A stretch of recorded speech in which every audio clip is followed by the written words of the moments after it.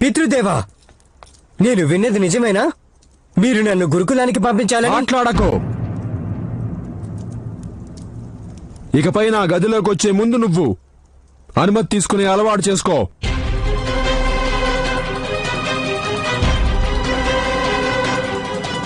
పితృదేవా,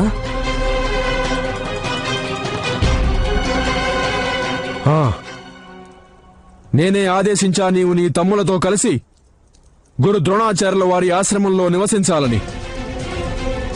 వృషద్వతి నదీ తటంపై హస్తినాపురానికి బహుదూరంగా అక్కడే సంపూర్ణ ఏకాగ్రతతో విద్యాభ్యాసం చేయాలి మీరంతా. గురువు గారి ప్రతి ఆజ్ఞని మీరు పాటించాల్సి ఉంటుంది. అలాగే పాండుపుత్రులతో కూడా మీరెంతో స్నేహంగా వ్యవహరించాలి. కానీ మీరు ఈ విధంగా నన్ను ఎందుకు దూరం చేస్తున్నారు? దానికి కారణమేమిటో చెప్పండి. ఎందుకంటే ఇదే సంప్రదాయం.